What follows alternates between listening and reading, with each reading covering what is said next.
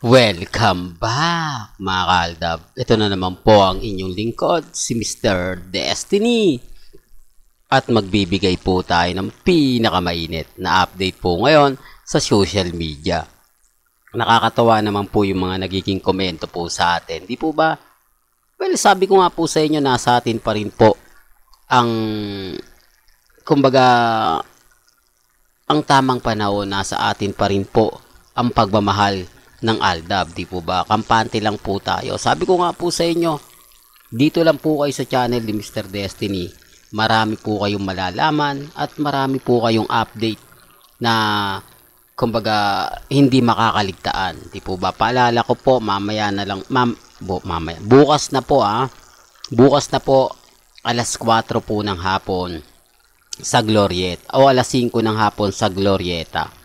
Po ba, sa mga pupunta dyan para makita sina Alden Richards at si Sharon Cuneta, medyo aga-agahan nyo po mga kaaldab. Mas maaga, mas maganda. Inuulit ko lang po para po sa mga baguhan at dumadaan nga po sa channel natin para alam din po nila yung mga magaganap at mangyayari. Di po ba? Sabi ko nga po sa inyo, dito po sa channel ni Mr. Destiny, 101% updated po kayo. Di po ba? Well, balikan natin si Mengay. Sabi ko nga po sa inyo, mas umaayon si Mengay sa kaibigan niya. Mas umaayon si Mengay sa mga posts sa social media. Pero magbigay ng update kay congressman, di po ba never? O, tapos sasabihin nila ganito ganyan, etc. etc. Okay lang naman po yung mga sinasabi nila. Wala naman po silang ebidensya at resibo. Hindi po katulad natin na nagbibigay tayo ng update, nagbibigay tayo ng ganap, base po mismo sa mga sinasabi sa Instagram, sa Twitter, at sa Facebook. Yung mga website ngayon, tahimik. Bakit? Wala po silang may update eh. Di po ba? Although yung pinopost nila, mga kaaldab, eto, ganito po yung ina-update nila. Si Congressman Arjo at si May, di po ba may sinasabing pumunta ng beach, nagbakasyon? Bakit wala po mga photos? Di po ba? Walang kuha galing po mismo sa airport, sa Pantalan. Di po ba? Alam naman po natin na syempre sasakay ka ng yate. Kung sakasakaling pupunta ka ng Siargao, pupunta ka ng Palawan. Kaya nga po mga kaaldab, sabi ko nga po sa inyo, relax lang po kayo kasi alam naman po ng iba na edited lang naman po yun eh. Di po ba? Eto, simple lang to sa airport. To. Eto yung mga panahon na to, hindi pa ganun karami may cellphone. Di po ba? Sa bagay, mga kaaldab, mga airport pupunta dyan, karamihan dyan may cellphone talaga.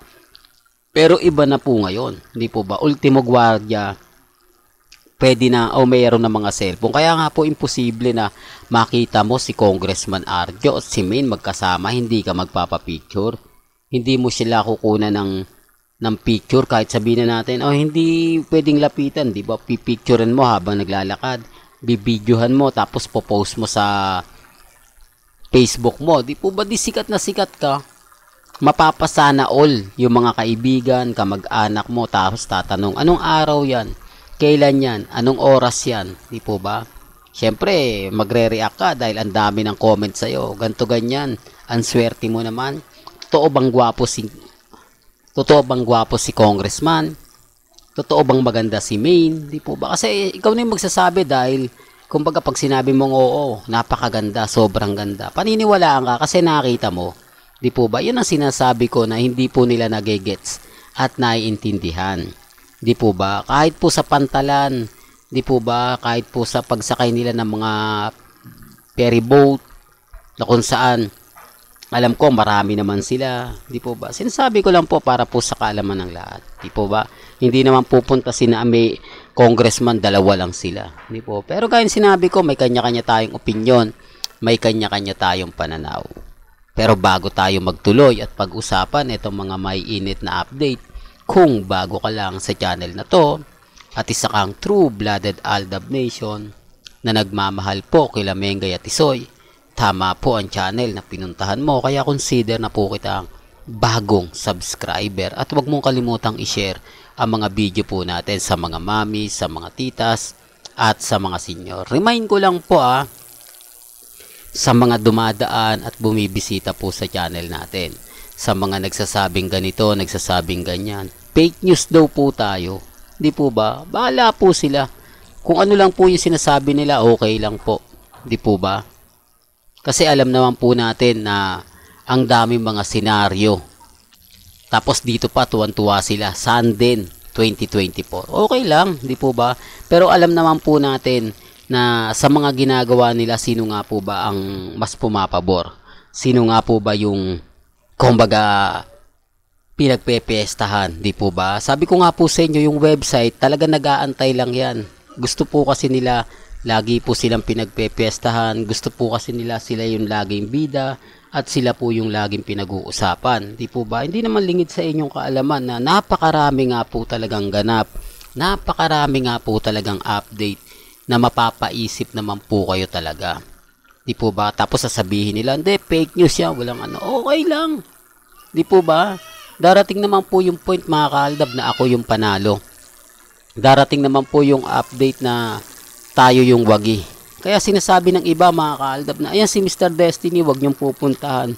Wag nyong sisilipin man lang. O wag nyong tangkaing silipin kasi puro throwback lang yan. Puro ganto ganyan. Hindi po throwback yung mga ina-update natin. Literal po ito.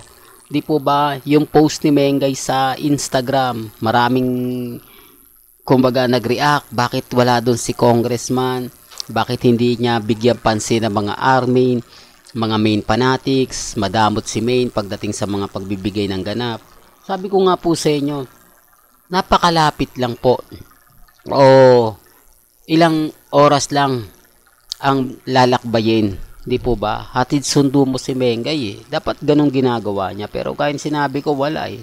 Di po ba? Tapos yung mga nakapaligid kay Ibiang o nasa na si Ibiang, hindi siya makapag-react na yan. Gusto ko kailangan magkaanak na sila.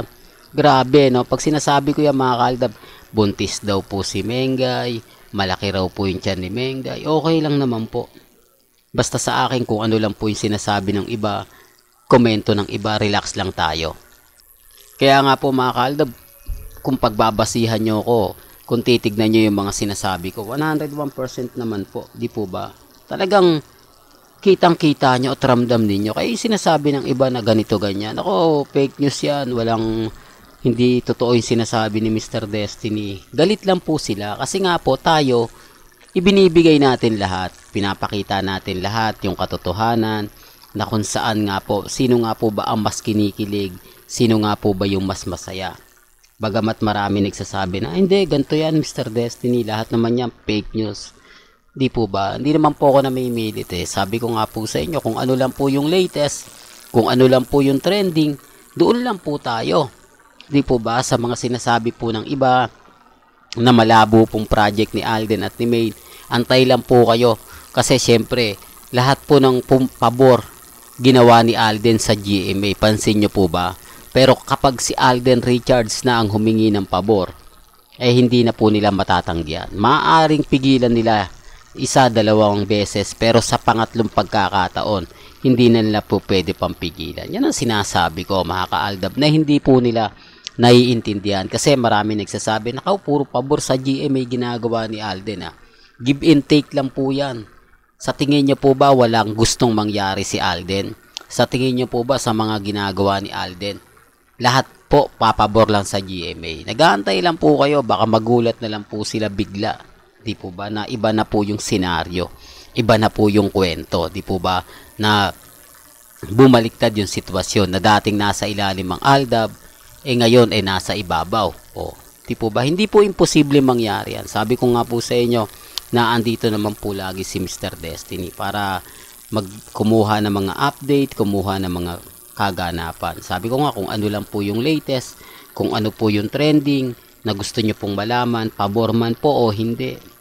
Pagdating po dito sa channel ni Mr. Destiny, updated na updated po kayo. Kaya nga po sinasabi nila, wag po kayong dumalaw, wag po kayong bumisita sa akin kasi marami po kayong malalaman eh. Maraming mga ganap at update na kayo lang po rin ang unang-unang makakakita.